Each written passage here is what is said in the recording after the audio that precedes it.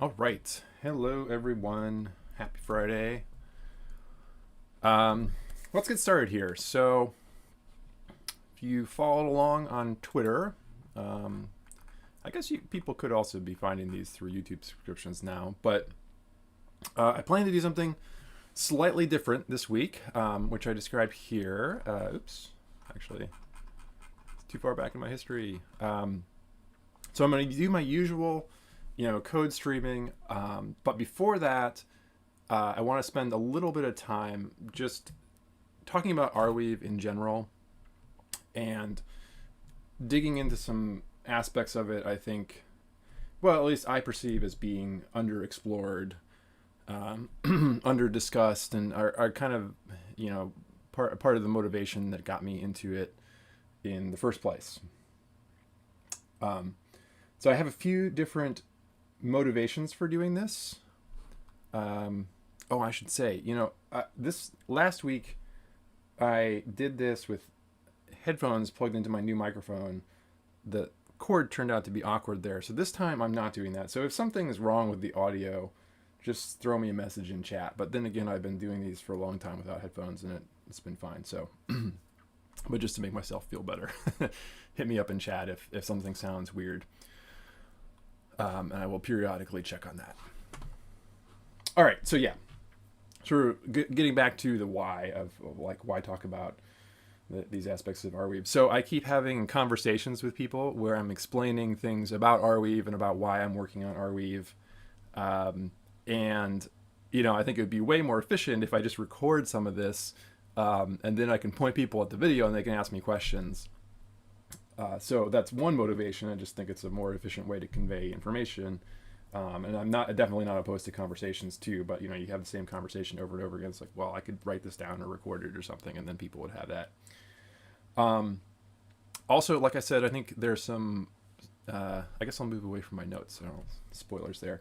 There's some underexplored areas of Arweave that I want to discuss, or maybe areas is wrong. They're more like implications of Arweave and ways of thinking about Arweave that I don't see discussed as much as I'd like. So I want to get those out there and essentially to motivate people to build on it because I think it's an important system, and I hope to lay out why in a series of videos.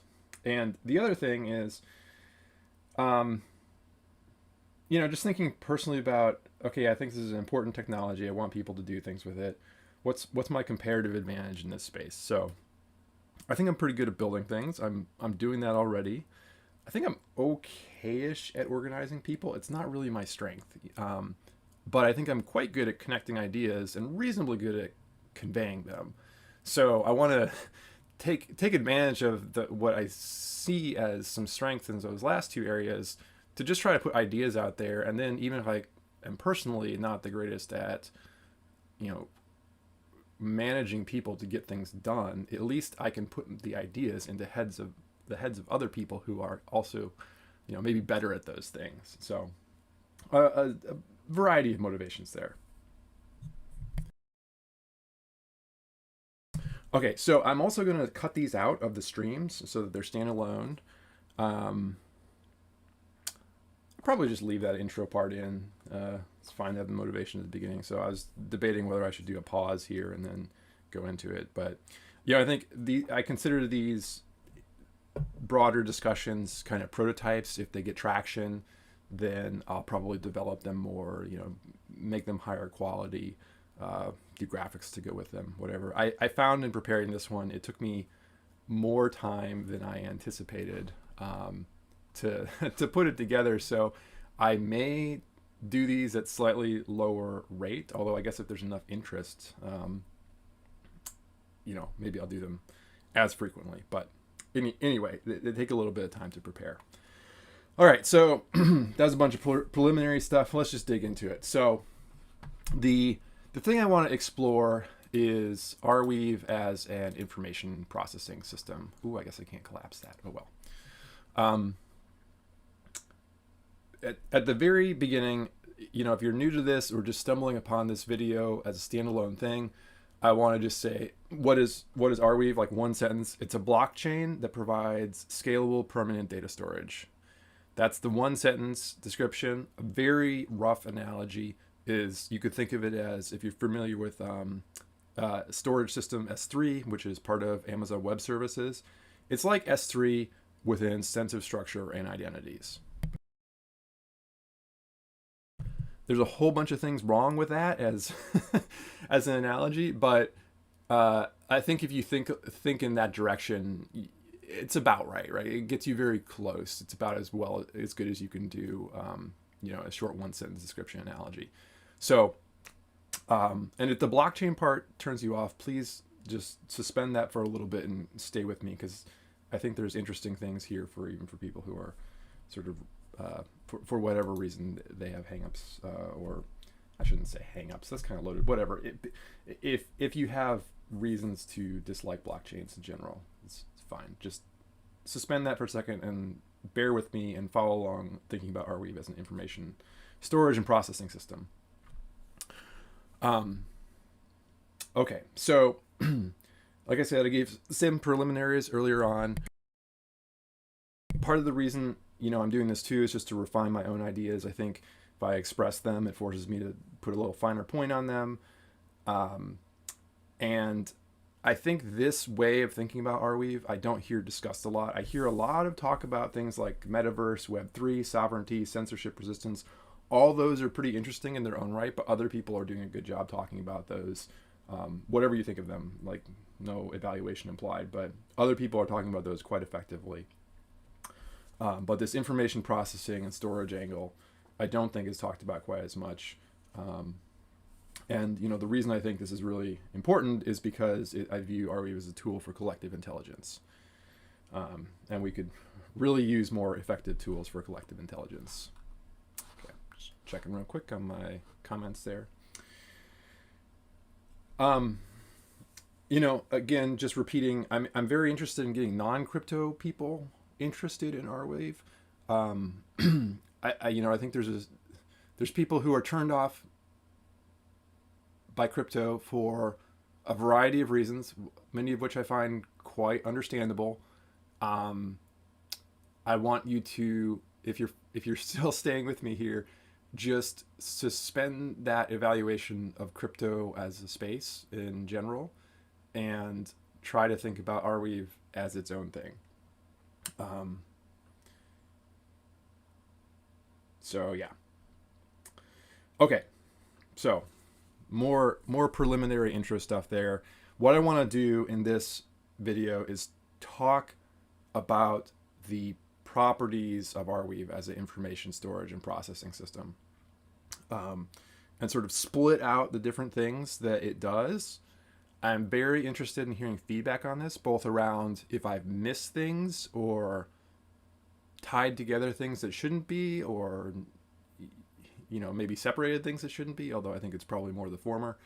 So please give me feedback on this if you think any of this is not clear, or you think there's important things I missed. So let's go through what I see as some of the essential properties of Arweave as an information storage and processing system. And at some point in the future, I'll probably talk about why I don't think you can really separate storage and processing, but I guess take that as a given in this one, that those things are tied together. Okay, so I'm going to go over some ideas. Some of these are so abstract, I found it kind of hard to come up with ways to express them in a way that I think will resonate with people, but I'm going to give it my best shot. And all the things I'm listing, I'm going to contrast Arweave and the web, the World Wide Web, if people still call it that, the web, the internet, the place that has all the websites that you go to, that thing. I'm going to contrast Arweave and the web on all these dimensions. And everything in this list is a property I think Arweave has, and the web has to some degree or not. And there's probably other things that you could also talk about, but these are some of the ones I think are the most important. So I'm going to go through them first. I'll talk a little bit about how they're realized in Arweave, and then I'll just go through my list of comparing and contrasting below in this table here. Okay, so let's talk first about the sort of foundational properties of information representation in a system. And I'm going to start out with the most difficult to express, but I think foundational properties of information representation. And that is the ability to have references and values in your system. References could also be called identities, but identities is kind of an overloaded term in a system where you also have cryptographic identities. So I'm just going to call them references. So what is a reference? So the best analogy I've come up with for a reference is, I shouldn't say analogy, it's an example, right? So if you're playing a board game, so let's say you're playing chess, you can think of the game as a reference. So a reference is a sequence of values through time. So what does that mean? So you can talk about a game, but there's no value for a game, right? Like you can look at a chess game and say, okay, here is the state of the game at a point in time. You know, we're on move 10, whatever. I'm not super into chess, so I don't know all the nomenclature, but whatever. You're some distance into the game, and the board has a state, right? Here are all the white pieces. Here are all the black pieces. Here are their positions. But that's not the game. Like the board state at a point in time is not the game. The game is really this sequence of board states through time. So you start in one state, you go to another state, you go to another state, you go to another state, and then finally someone wins, or just draw, whatever. And that whole thing, that progression through time of these values of the board state represents the game. So the game is a reference. It's representing a sequence of values through time. So what is a value? So a value is just a, in the game example, it's the state of all the things in the game, right? So you have the board, you have all the positions of the pieces, and the important thing about a value is you can't change a value. You can create new values. I could move a piece and say, okay, now we have a new game state. The game is now in this configuration. You haven't changed the old game state. If I had a time machine and I went back, that value would still be the same. What you've done is you've produced a new value. And it's the combination of this sequence of values and the fact that the values cannot change, which lets you represent information. I know that's all very abstract. In this video, I just want to define some of these terms and describe them as properties a system, an information processing system can or can't have. And then in a future video, I'll talk about the implications of some of these things. I think the implications are large. I will start out small and build to bigger conclusions. So some systems can't represent these things coherently. I would argue that the web kind of can't, and I'll get into that a little more in the table below. It sort of has a weak notion of references, and there's no notion of values. If that doesn't make sense, hold on, I'll get into it more. Okay, so another thing that's kind of implicit about having references and values is you need to have a notion of time.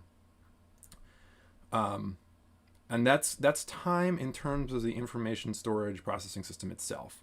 So in order to have a succession of values, you need to have time passing the system and the values changing over that time. So in a blockchain, time is built into the system. You have a sequence of blocks, and that represents the time of the blockchain. Again, this is something I think the web doesn't have at all. But I'll try to hold off on the contrast. But anyway, time is another notion you can have built into the system. Another kind of system that we often use that does not have a strong notion of time built into it is a relational database. So some people who are listening to this may or may not be familiar with a relational database, but a relational database is just, it's like a set of tables, like Excel spreadsheets, you could think of it that way. And they're all related. You put data into it, and then you could do queries over those. There's no notion of how that data changes over time. When you look at the data, you don't know how it got there, when it got there, what past values of the data were. You just know that I'm looking at it right now, and that's what its value is right now. So there's no succession. There's no notion of time built into a relational database. Typically, there are databases that have time built in that are relational, but that's the common case is it's not, or at least it's not a feature that people typically use. Like the big databases may all have some time extensions at this point, but it's not commonly used. Let's put it that way. Another very interesting property to have is global addressability, and this is something that the web has. And Arweave has, although the way they do it is a little different. So by that, I just mean I can give you a location or some way to find data in the system, and then it doesn't matter where you are, who you are, you can use that to uniquely find data in the system. I'll get into the contrast between Arweave and the web on that later. Another idea is provenance, and this could mean a lot of things, but in this context, I just mean you can associate identities with the data. So in Arweave, as is typical of the blockchain, no information gets into the system if it doesn't have a cryptographic identity associated with it. Now, that doesn't mean it's a real person. It could be a program. It could be anything. It's just some cryptographic identity is associated with everything going into the system. And that means you can start to say things about those identities. What you can say is not the same as what you could say if you knew it was a person, who they are, that kind of thing. But it's a notion of, attribution for the data that doesn't necessarily have to be there in a data storage system. Again, you can think of a relational database, like things going into a relational database or an Excel spreadsheet or whatever you want to, whatever analogy you want to use there. You could put a column in a database or in a spreadsheet that says who put the data in there, but it's up to the person doing it to make sure that's actually accurate and filled in, and it's not built into the system. With a blockchain, that's just there. Like, you cannot get data into the system without having some identity associated with it. Okay, so those are kind of the foundational ideas that I want to talk about, and then there are some related supporting things that can go along with that. So immutability, I just want to put it out there. It's really a restatement of values. Values are immutable. You can't change a value. You can take a value, you can produce a new value that's derived from it, but values themselves are immutable. So I just want to put the word out there so you're familiar with the word. When someone talks about immutability, they're just talking about the fact that you can't change the data. And in some ways, I think this is the natural way to think of data. Like, I don't know, to non-programmers, I'm not even sure if this distinction makes sense. Like, when you have data, like you say you have some piece of paper that has a bunch of information on it, you don't think of, or just the abstract idea of information, you don't think of going in and changing the information. You can produce new information, or you can go back and say, what I knew before was wrong, but you don't unknow the thing you knew. You just sort of, okay, it was a wrong thing, I'm going to replace it with this other piece of information. I think it's a distinction that's even hard to make if you haven't dealt with things that unmake the distinction. So permanence is exactly what it sounds like. If you put data into a system, are the guarantees that you can pull it out later?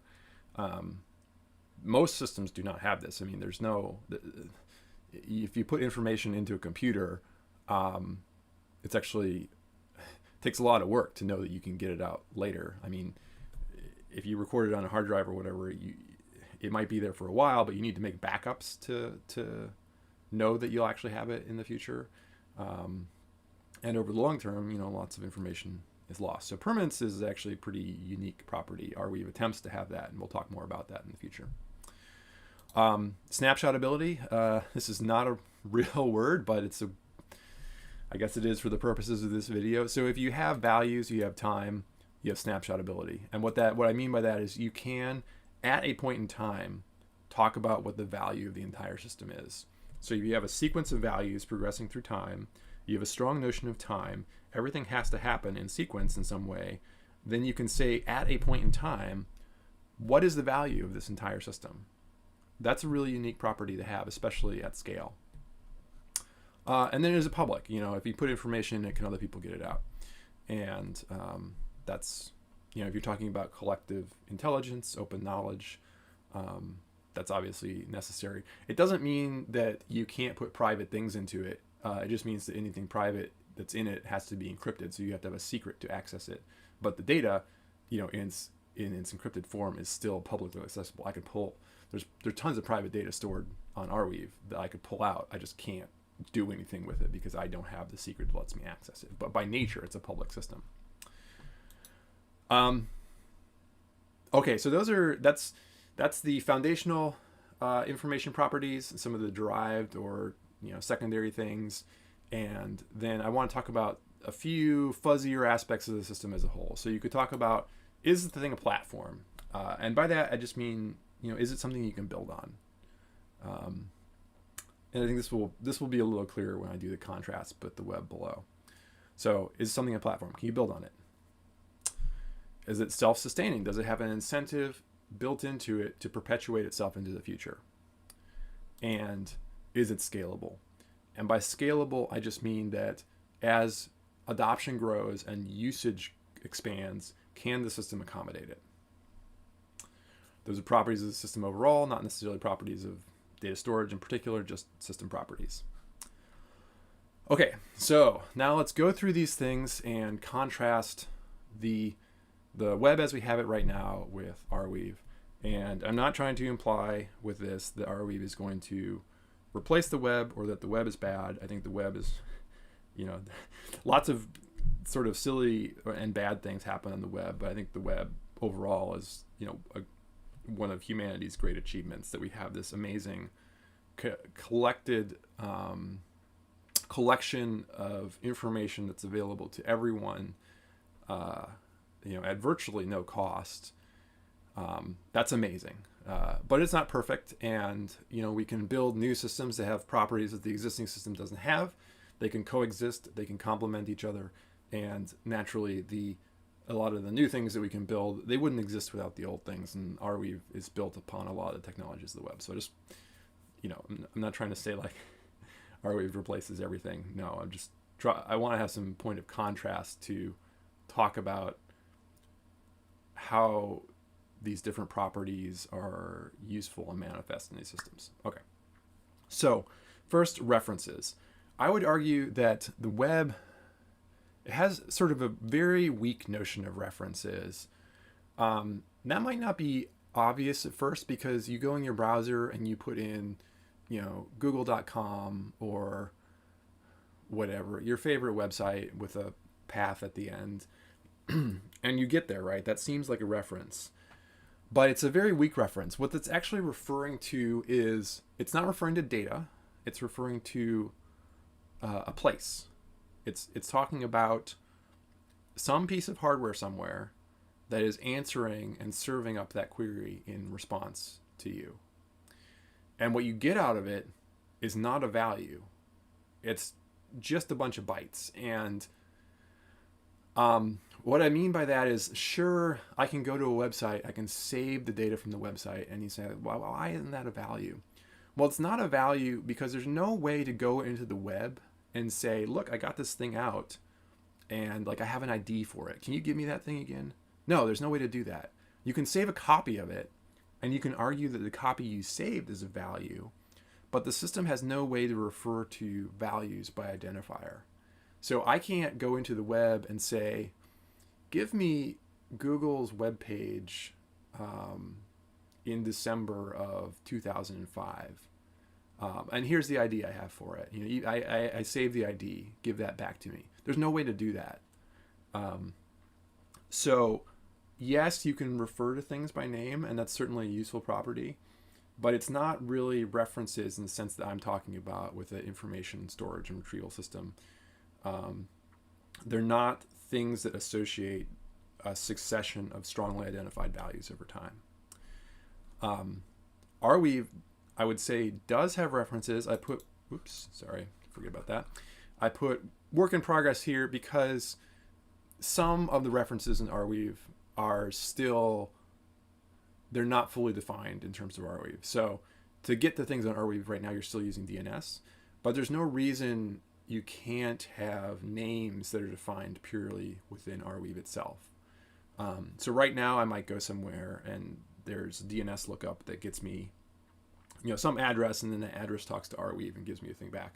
In the future, I might just natively say, here's a name that is associated with a thing in Arweave, give me that thing. And that's really a strong reference. That's a identity for a thing. Sorry, I said identity. That's a reference for a thing that's in Arweave that's associating a sequence of values, that's associated with a sequence of values in Arweave over time. So I think there's nothing preventing us from getting all the way there with things in Arweave. I just think there are some pieces missing that, we should build, right?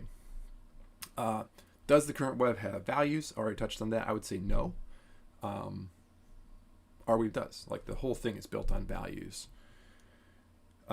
If you have a transaction ID, whether it's a bundle transaction or a top-level transaction, you're guaranteed that that's always going to give you the same data over time.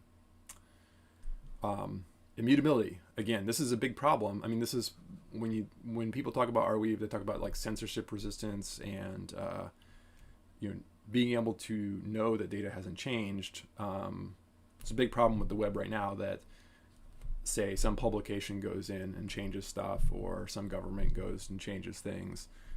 Stuff can just change out from under you. You don't know, and you can't refer to immutable things in the current web. Arweave, that's just built in. Again, it's just a property of values. Permanence. This is one that, the current web doesn't have this at all. Right? The permanence of data is reliant on people just maintaining copies of it, right? And I will say there's a strong social incentive for lots of people to do this. You have things like the Internet Archive, and people who just maintain their websites over long periods of time doing this, but it's just a social incentive. There's no actual incentive built into the system to have permanent data, and there's really no way of referring to permanent data in the web. It's just that people put in a lot of effort because permanence is that valuable that people will put in effort over time to make things permanent. This is built into Arweave. There are caveats. So if you think about a permanent data system, people could put very bad things, like damaging things in it. Just use your imagination. Like, people can put stuff into there that you definitely do not want to serve up as someone running a node in the system. So there's a caveat in that people can choose not to store data if it's truly objectionable, but there's also a reward in the form of Arweave tokens with storing any data. So there's a sort of balance between if the content is objectionable enough, I think the network will tend to forget it, but it has to reach a certain threshold. And I'll probably get into this more in the future. I think for any data that has any utility, even if it's very controversial, and maybe certain governments don't like it or that kind of thing, I think there's a very, very strong incentive for anything that is at all reasonable to stay in Arweave forever. And I'll hopefully explore that more in a future video. Snapshot Ability, again, you gotta have values for that. So no, the web doesn't have that. Google would love it. We would all love it, right? Like, we could build indexes that are good forever of the web if it was snapshotable, but it's not. Arweave is. So if you index, say if you index a past piece of Arweave, that index is accurate forever. You can always read that index in and use it to build new indexes of even more of Arweave, but it's never going to be wrong, to the extent that it was right when you made it. And that's a very powerful thing. So public, this is one of the amazing things about the web and Arweave. They're just public systems. Anyone can put stuff on them. That's amazing. Like, the fact that I can put stuff on it, anyone in the world can read it, is just mind-blowing.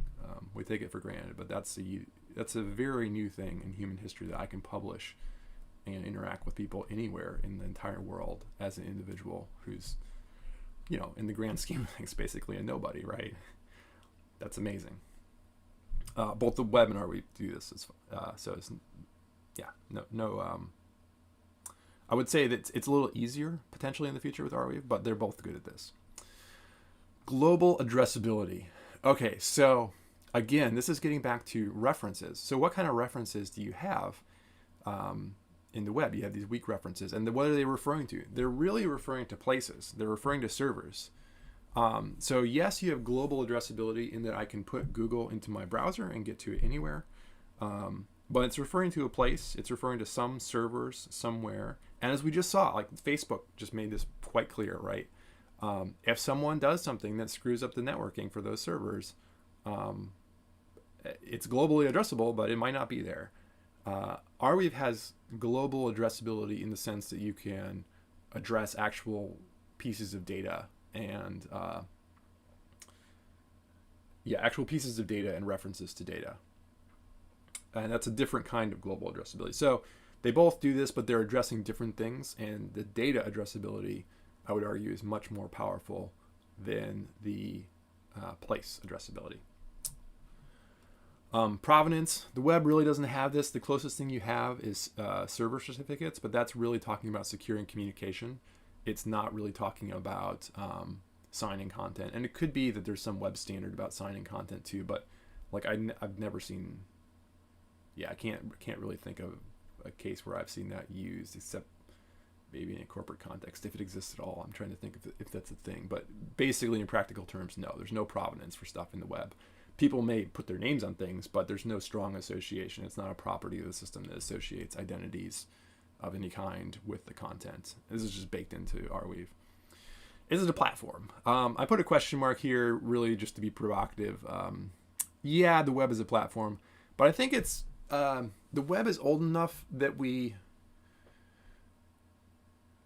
may forget what kind of platform it is sometimes. I think I do this a little bit unconsciously, so I'll just speak for myself that sometimes we forget what kind of platform it is because we built so much stuff on top of it. So the platform in the web, what is it, right? It's a agreement on a bunch of protocols and standards. So at the bottom you have TCP/IP, you have HTTP, you have DNS. Then you have the browser standards, how do we render HTML and CSS? You have JavaScript, you have all these things together, and that's making the platform that is the web. And there's strong social agreement around it, and it definitely is a platform. So the question mark is just trolling you a little bit. But what kind of platform is it, right? If I want to participate in this platform, what do I have to do? Well, ultimately, someone has to run some hardware for me. And my relationship with that entity is different than my relationship with the protocols. The protocols just are, and they exist because of social consensus around them.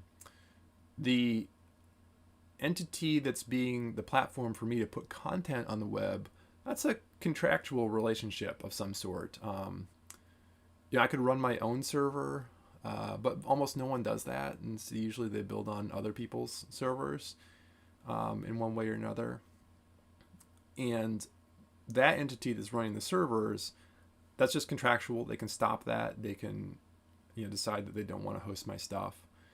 And that's the platform we're typically interacting with. It's this sort of contractual platform with companies and individuals running things on our behalf.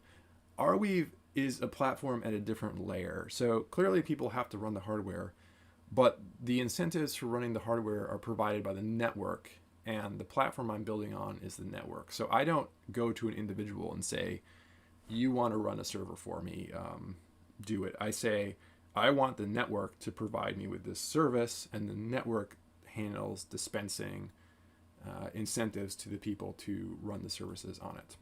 So it's a different layer of platform. So they're both platforms, but different layers, and the I don't know if I want to say that the Arweave layer is a higher layer. I don't know if I would say that, but as an individual, if I want to put content on it, having to run hardware is a very high barrier. Having to run hardware and know how all that works so that your hardware actually does useful things. While there's usability problems around participating in these crypto networks right now, ultimately, we have a good way to manage the keys. Pretty much anyone can participate. And I think it's interesting with Arweave. So I guess I shouldn't go on tangent there. I think there's some things that make Arweave sort of easier to participate in than crypto more broadly, because the value of Arweave isn't predicated on you treating it as a currency. So you don't necessarily need to worry about managing your keys as much, right? Like I could just have a key that's like a burner key where I put some Arweave tokens into it, I use it to post content, and then I'm done with it. Like I could lose it accidentally or whatever. It doesn't really matter. The content's still there. So in some ways, I think the barrier to entry for individuals who just want to put content on the network is lower with Arweave versus the web. But in practice, there's a whole bunch of usability issues around that. So again, trolling slightly here, is the web self-sustaining? I would say yes, the web is self-sustaining, but it's self-sustaining in a different way than Arweave or a blockchain network. So it's self-sustaining because the utility around these, around the set of protocols that is the web is so, they're so valuable that everyone continues to agree and form consensus on them. Arweave has a different level of self-sustainingness built into it, where there's economic incentives directly built into the protocol to sustain it into the future. Now, I put a big asterisk around that because Arweave is only a few years old, very young system, could fail for any number of reasons, or it could just be sidelined, whatever. So it certainly hasn't achieved the longevity of the web yet, but if it can last for a while, I would argue that the kind of incentives that it has are stronger in some ways than the current web. Although they may have some downsides too. So the current web can keep evolving, and Arweave may be more locked into its final form at some point, which makes it useful to build on, but means that it may evolve less than some of the other things. So, but that's okay. I think again, multiple systems, and they all can compete and interact with each other in different ways. Finally, scalability. Clearly, the web has achieved astonishing scale, and Arweave has not yet. But based on my own inspection of it, I don't think there's anything in the protocol that prevents it from achieving scale. I think it's mostly a matter of engineering to achieve scale. So I don't think there's any theoretical reason it can't achieve very large scale. But the engineering does take work. It's not a given that it will succeed. But given the rest of these properties, I think we should try to make it succeed if we can, or make something that has the same properties succeed. But Arweave is the only thing I know of that has all these properties currently. So yes, I think it can succeed. And I should also say, with all of this stuff, don't take my word for it. I hope to explore how some of these things work in the future. But you're welcome to, if you think this set of properties sounds interesting, go and dig into Arweave yourself and see if you think it can do these things. With the caveat that it's a work in progress, and I think it will keep improving. So some of these guarantees are stronger or weaker than others. Okay, so that's mostly what I wanted to do in this first video. Just give you sort of an overview of what I see as the central properties of Arweave as the information storage and processing system. In future videos, I want to go into more about how I think these things fit together and form a platform for collective intelligence. I'm going to start quite modest and build up to, crazier and crazier conclusions, and we'll see how far I can bring people along with me in this tower of ideas. I think I'll mostly focus on that initially, because I think if those things grab your attention, you can always go dig into the protocol and figure out if you can do these things yourself. I mostly just want to get people thinking about what can be achieved if there is a system that has all these properties, and you shouldn't take my word for it that Arweave is that system, at least until I explain in detail why I think it can do some of these things. Always go check and see if it can really do these things yourself. But either way, I hope to inspire people to imagine what could be built on a system like this, whether or not that system is Arweave. I'll leave you with one closing thought here. So, if you've been doing software development for a while, or maybe you haven't, maybe you have always existed in the land of version control, and if so, yay for you. because that is a happy place to be. But there was software development, or at least there was software development before many people used version control, and I've experienced that. And I would argue that that's really where we are in terms of collective knowledge management. We are in the pre-version control, revision control version of collective knowledge management. I think Arweave, or a system that has the properties of Arweave, brings us into a world where we can start having knowledge management, global collective knowledge management with revision control. And I'm not going to dig into the implications of that now, but I think if you have experienced with, especially working in groups, managing software with and without that, it may turn some gears in your head about, what may be possible if we can realize that at scale. Okay, so that's it for this kind of overview of Arweave as an information processing system. I'm really interested to hear feedback on this. The things I'm most interested in is, I know production value could be improved. I could be more fluid in things I say. I could add more graphics. I could do any number of things to improve it that way. That's fine. If you have tips on that, I'm not opposed to hearing them. But the things I really want to know is, are the concepts clear? Did I miss concepts? Do you think there's things I misexplained? That's sort of the critical feedback part. And then, is this valuable?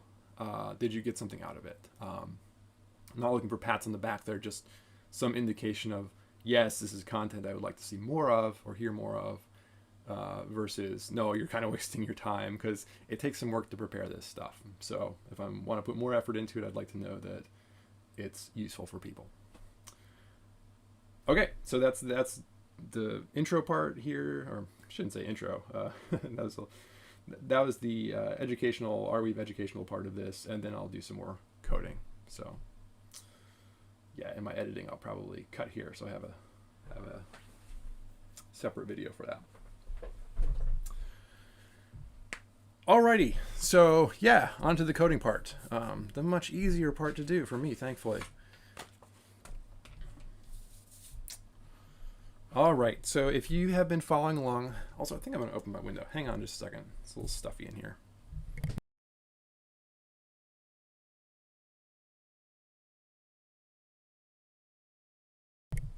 All right, back, and hopefully you don't get too much background noise there, but oxygen's good.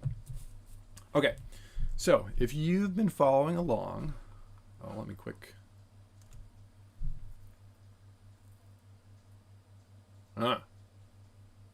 Yeah, so responding to Aaron here. Glad you enjoy the mic improvements. That's my new, what is this, Blue Yeti Nano, or whatever the exact name of it is. Condenser mic, it's nice. And the Notes app it's not Roam or Obsidian, it's Logseek, which is very Roam-like, but keeps everything in local files. And yeah, it's cool. I like it a lot. It's got issues. It's kind of a thing that's under active development, but it has the property of being Roam-like. I like a lot of the ideas, organizing metaphors in Roam, and but it keeps everything in local files, so you can use it in a secure environment, and it's open source too, so you can expect it and know that it's not sending your data somewhere, that kind of thing, or contribute to it. So yeah, I like it. Okay, yeah, so let's dig into the code here. So if you remember last time, I had got in quite a bit of chain data in there, and I started to do some querying. It turned out doing some of the queries, like counts, was kind of slow. I don't think that's really a showstopper, and I put an asterisk behind all of this that I'm trying to operate within a pretty constrained budget, so I may make decisions that are not necessarily the right decisions for you or your problems. But I'm trying to make something that, is quite cheap for me to run, but gives me sort of a starting point or a footing to build more things on top of it that can be more expensive, but the expense should scale in line with the revenue it generates, right? So I need to have that sort of cheap initial kernel.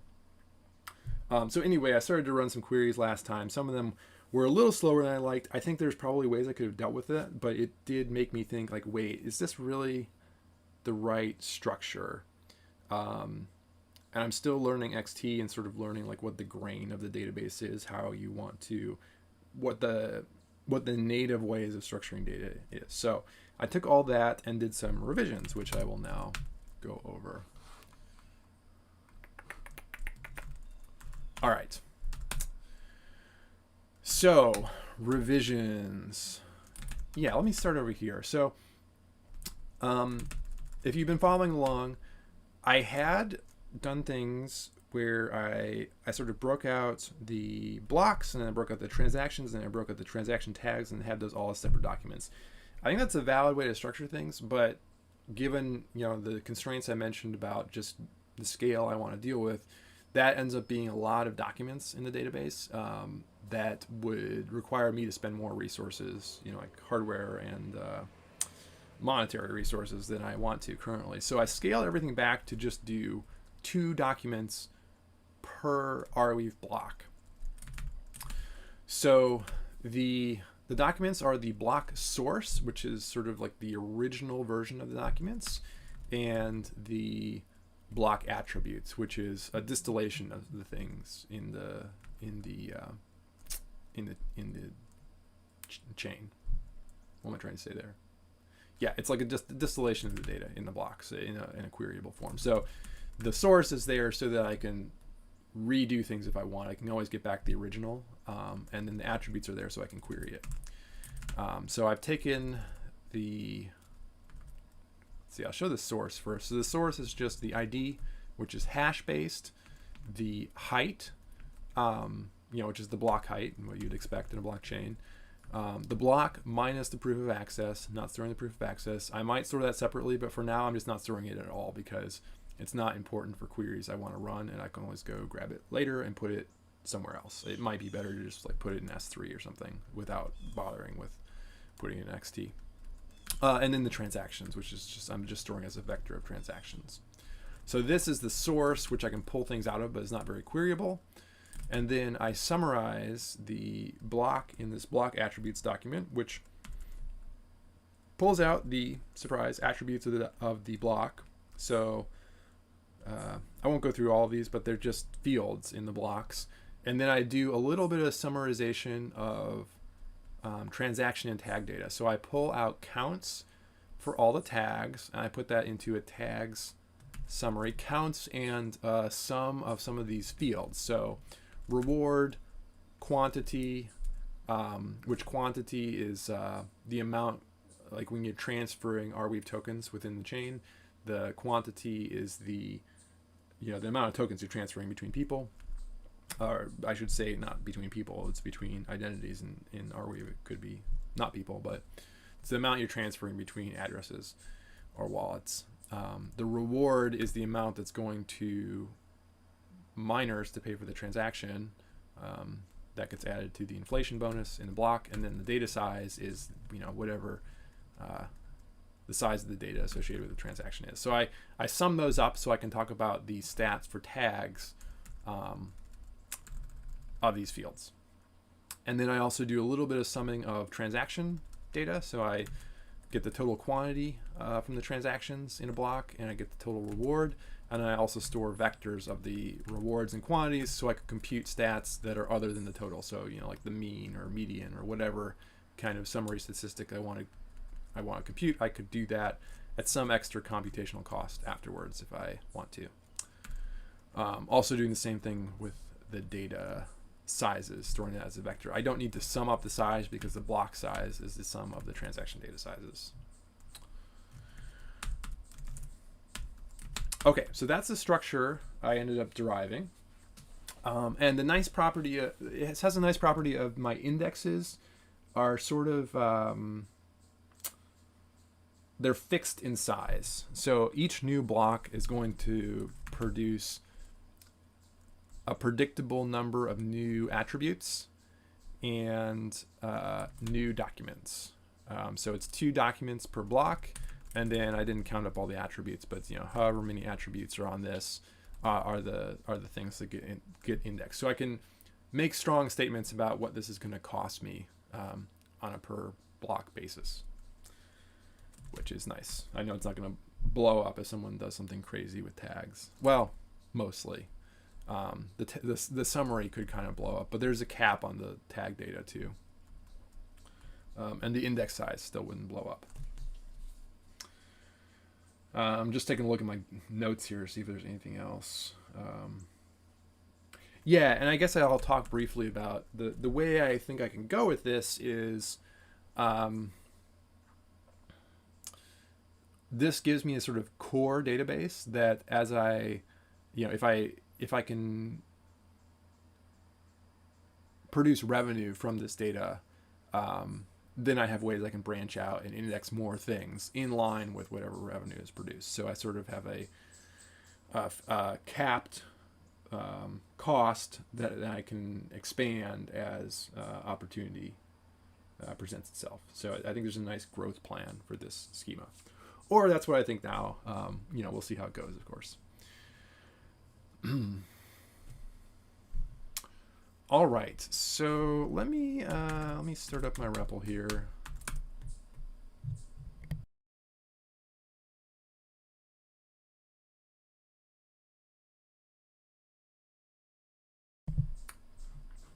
Oh, that's interesting. I thought that my just looking at Aaron's comment here, I thought that these didn't show up on my other screen until I went back to the chat, but I think they actually do. So that's good. I don't know how often that refreshes. No, so I think the way that the dates end up being stored in there, it's a good question. The question is basically, how do the dates end up in the database? So, I mean, the real answer is I would have to check, but I have a pretty good idea. I think they're stored as timestamps in milliseconds. It's whatever nippy serialization does, which could probably find that out.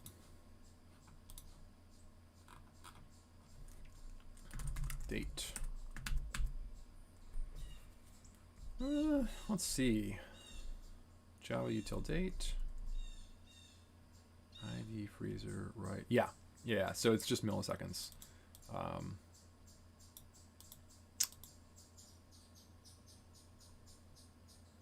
I'm just trying to think. I think, you know, I don't think the dates. I think the dates in Java only have localization associated with them in terms of how they're rendered. So kind of makes sense. Good question. Happy to answer questions as this goes. It's actually kind of nice to have questions. I mostly haven't in my previous streams, except when I missed them. And I guess it's the first time I've actually addressed the questions during the stream.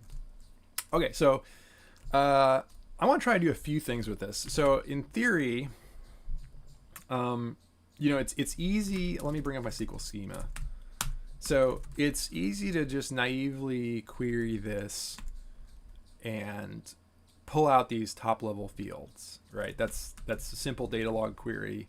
If you've seen other videos, you've seen how this works. What I should be able to do though, and I'm kind of relying on this, but I haven't actually tried it yet, is I should be able to flatten some of these nested things too. So pull them out, essentially do joins within a document is essentially what that is. So let's try that. Let's try to take, what's a good one, I wonder? Oh, and you know, now that I'm thinking about this, I wonder if I should, let's put it to do. So the way I stored these quantities, I just store them as a vector. I didn't associate the transactions with them. It might be interesting to just store the transactions. So do something like, what would that look like? So maybe do like a TX summary or TX's summary, something like that. So just pull out the fields I care about, but also preserve the transaction IDs, because that would let me do a little bit more with them. I'll have to think about that. It's going to be some cost of some storage cost there at the, but you get the advantage of preserving the relationship between the transaction ID and the quantities. I don't know if I care though. Anyway, I'll just leave that as a to-do. If I can get my editor to cooperate here. Interesting. Oh, it's probably because there's nothing on the other side of that. Just put a vector there.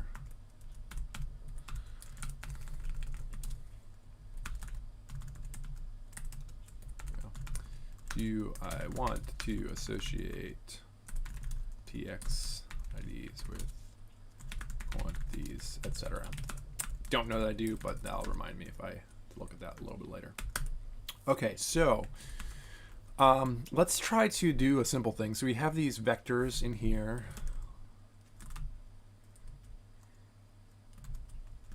Let me also evaluate this, get connected to my database,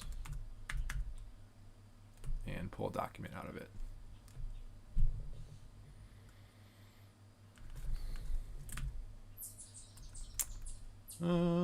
Sure, let's do this query. Yeah, so, oh, nope, not that query. Maybe this query. This one, yes, okay. I'm just trying to get a valid attribute ID here. So let's do this, and what's the, yeah, this thing, loop. Don't quite have the whole XT API in my head yet. Oops. There we go. Invalid keyword. Why is that an invalid keyword? That's not an invalid keyword.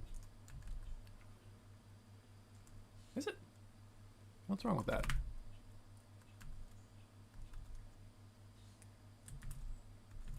Arweave block adders.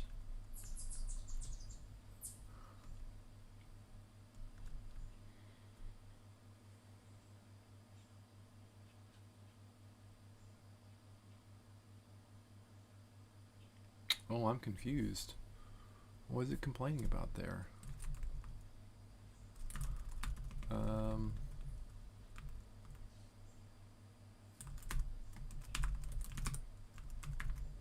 No.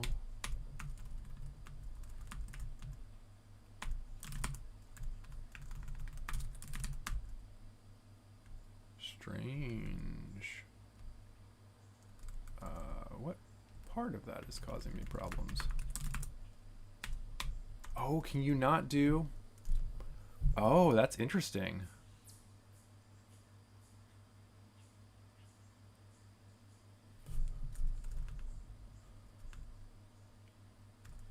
Yeah, I guess that makes sense. That's it makes me wonder how that's being saved then. Well, fascinating. I wonder if I can do it's the number part of it that it doesn't like. Keyword. But clearly I'm able to put that into the database. That's interesting. Hadn't hit that yet. Keyword. Huh. Oops. I'm sure the fact that I'm getting it into the database at all means I can do this. Oh, I don't even need to. Why am I doing that? I can just put it in the,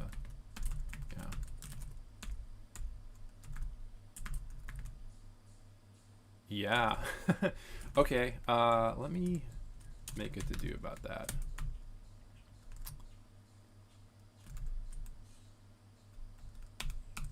To prefix height with something.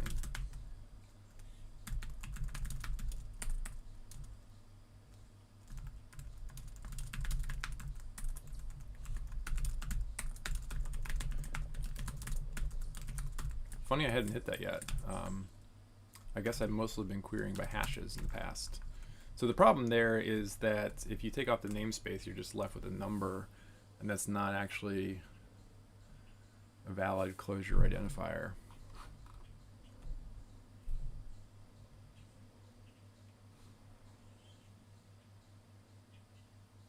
I would think, yeah, okay, answer your own question. Yeah, it's a long.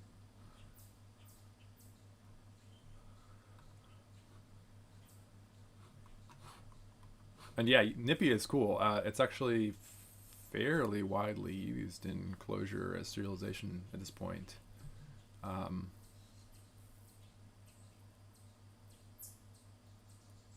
trying to think what other... I guess Crux might be the biggest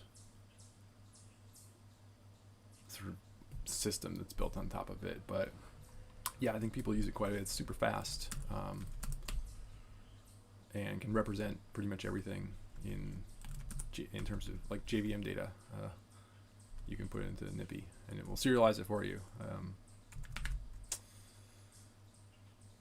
Okay, so yeah, so that should give me, let's just go in here. We'll do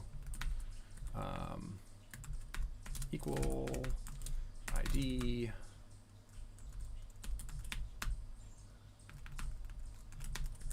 I'm just going to restrict this to a particular.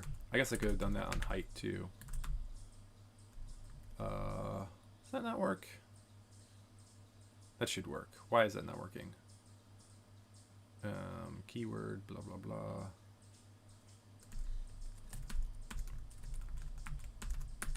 I don't know if I want to try to debug that. Let's just do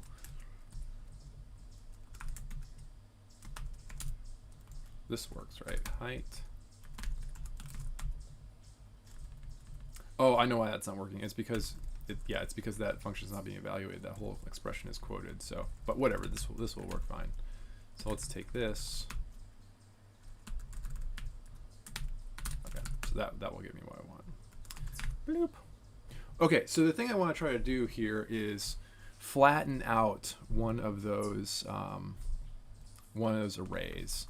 So let's get the entity back up here, and we'll look at the TX quantities here. So it's kind of a silly, or no, let's do something more interesting. Let's do the TX rewards, because at least those are different numbers.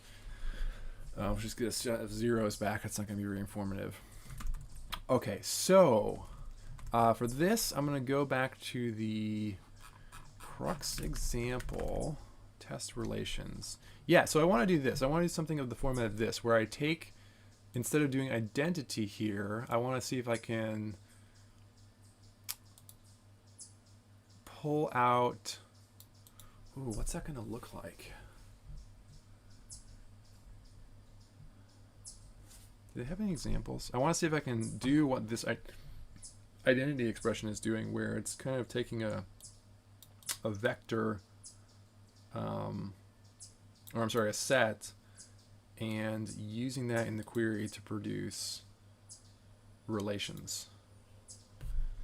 Maybe that would just work. So if I do, let's do identity. So identity is the function I'm invoking, and we'll put in here total, no, TX rewards. I guess I haven't actually joined on it yet, so let's join on TX rewards. TX rewards. Okay, and out of that we will get, what does it look like?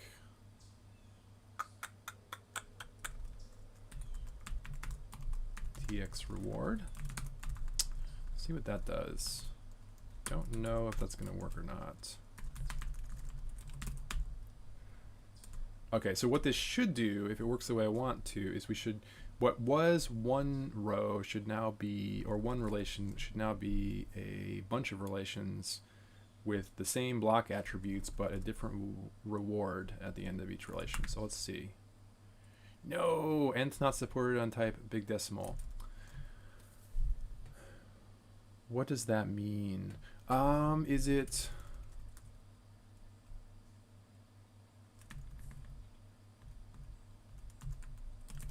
do that. May have to go back and look at the... no, I think that worked. So, yeah. Okay, so the destructuring syntax is a little different than I expected there. Or was it? Yeah, I am a little surprised. I thought there should be one more level of nesting. Because like even ignoring this, this was a let me try an example with. Do I have any of those identity queries still here? Oh, I don't. Okay, let me just construct one very quickly. So, just take this thing.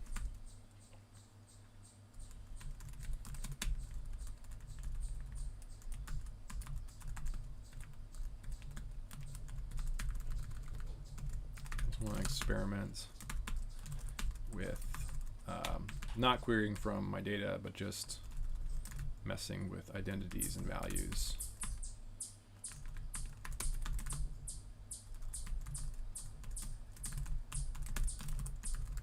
Okay, so let's do a set. So 1, 2, 3, and that's going to be X, right?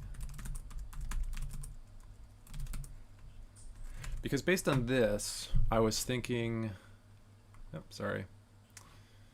Identity, we have a set, then we have the thing we're pulling out of the set. So based on this one, I was thinking we would want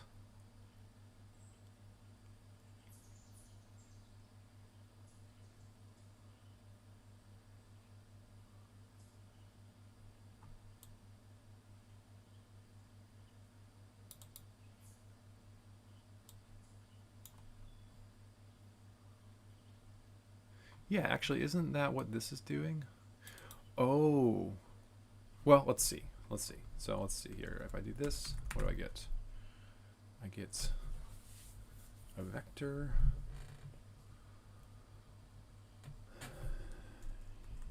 Yeah. So why does it behave differently up there? Oops. Persistent hash set.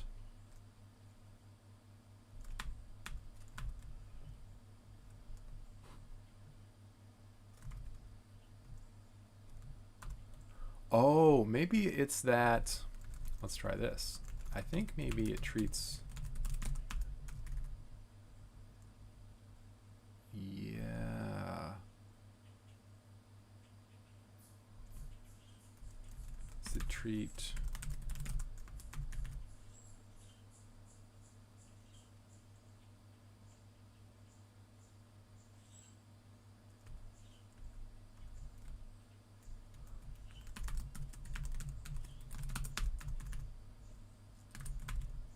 Huh.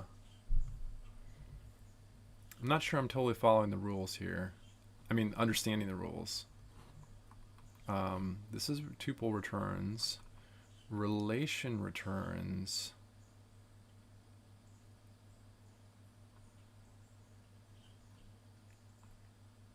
Okay, well, I don't know if I want to. I need. There's clearly some stuff I need to process here that I'm not quite understanding yet.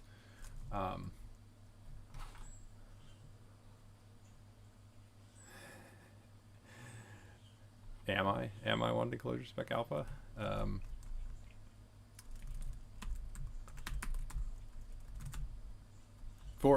curious what you're referring to there. If it's the trying to figure out what goes in what spot here, or something else. Anyway, in this query, that it does appear to do what I want it to do. I don't fully understand the rules around how to construct that. So I need to, I don't think it makes for great content here. So I need to go back and sort of understand these rules more myself. But it's a good proof of concept, right? So it is showing me I can flatten the nested things. So let's try the next harder one. So one thing I really want to be able to do, which I think will make for really interesting queries for analytics. Actually, part of the whole reason I got started on this is because I want to be able to use this database to do analytics for the data that's produced from the mining pool. It's a bit of a yak shape for that, but I think you can leverage the data in other ways once you have it. So let's see if we can extract some of these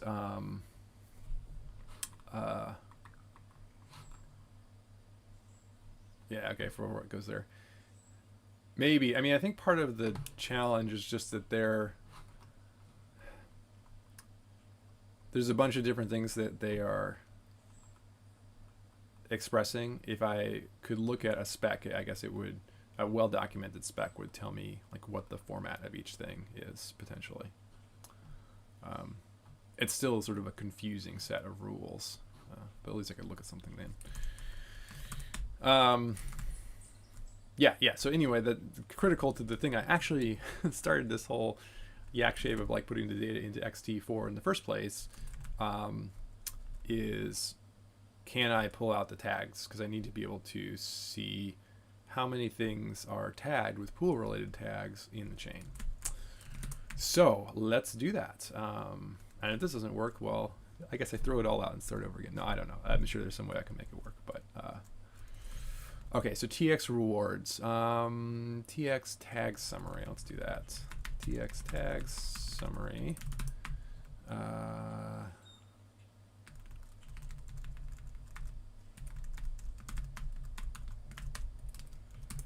Okay.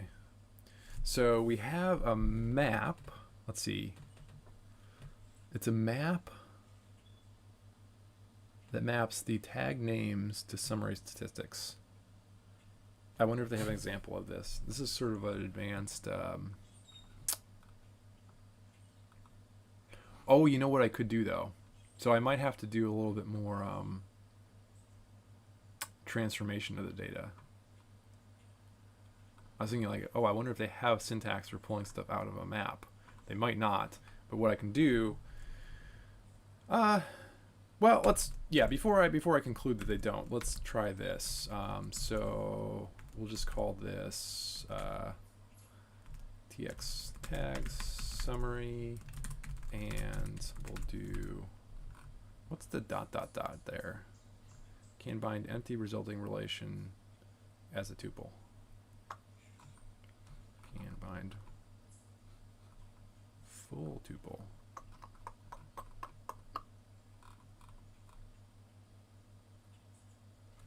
All right, I'm gonna guess. Again, could be where I could use spec here, but we'll say this is the name.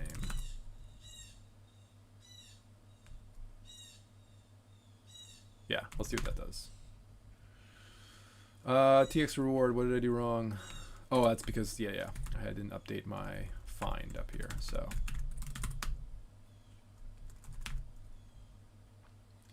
Nth not support, okay, that's what I was wondering. So I probably need to do something like into a vector.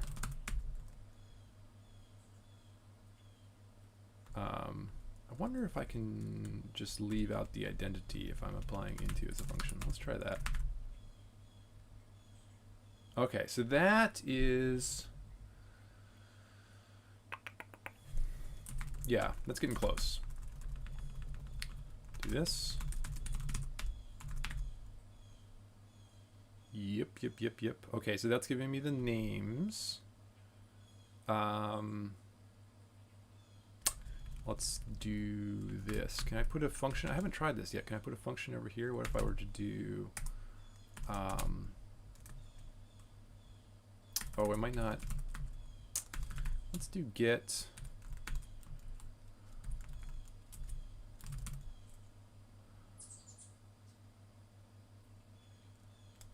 Oof, this is getting a little hard for my brain to think through. Let's go back here. Let's call it up. I'll leave it as name. Bad thing to call it, but so I don't have to rewrite the tops. Okay, so the thing that we're getting over here is a map. So I should be able to do value.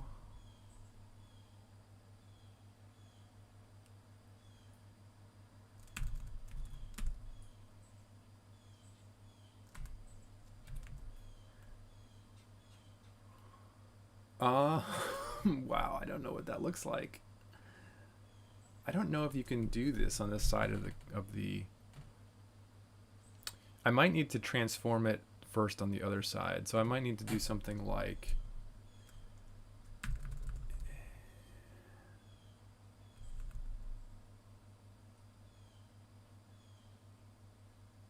Yeah, I think that's what I need to do. So if I want to pull out, say,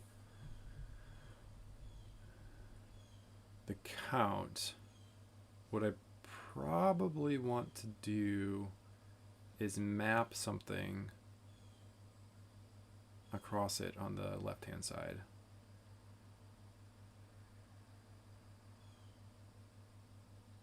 Let's see if we can do that. I think my brain is getting a little close to empty here. Let's do map. I guess I shouldn't need the into because we're going to produce a sequence out of that. So let's do map. Oh, wow.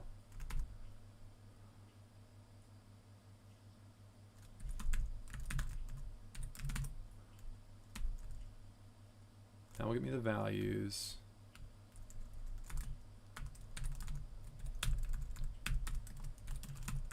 A part of what I'm struggling with is inside this quoted form, I'm not exactly sure what the rules are.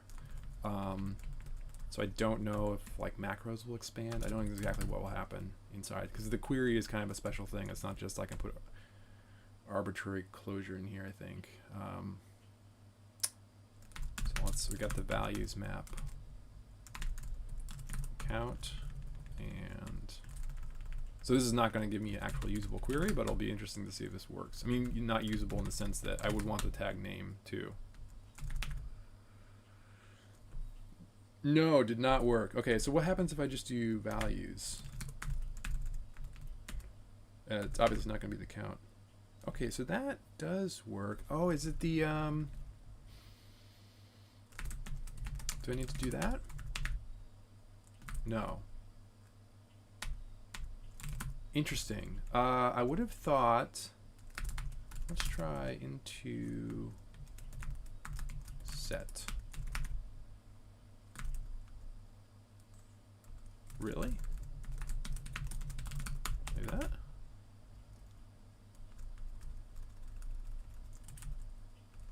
Okay, so I'm reasonably confident it can work, but I think I need to dig into it more myself before I spend more time on the stream, because I don't think that makes for great viewing content, watching me sort of stumble through all the variations. I think the essentials have been verified in my mind, though. I can take a nested structure, I can flatten it. It could be that I'll have to write my own function that I put in here, and you can do that. I have done that on a past stream where you have your custom function that you put into the query, and it's possible that that's the thing I need to do, where basically I have a function that I apply to that nested map that then produces the sequence of values that I care about. Might be where I end up with. I don't know, because I'm struggling with the rules of what exactly I can put in here, and if I just had a function that I wrote, then I can do arbitrary things in the function. That's probably cleaner anyway. So I am definitely running out of talking, explaining, coding power here. So I'll wrap it up here. Thanks for joining. It's fun to have someone actually that I'm able to interact with a little bit on the stream. So if you're listening to these and you haven't done that in the past, but you, I don't know, might be inspired to in the future, like, go ahead. I think that's what makes these things fun for everyone, I think, if there's participation. So yeah, I'll wrap it up there. Thanks for joining, and I hope this was interesting. Again, I really appreciate feedback on any or all of this, especially the first part. If there's things that I could clarify, or you have feedback about the value of that type of content in general, very much appreciate it. And that's it. I'll talk to you folks next week.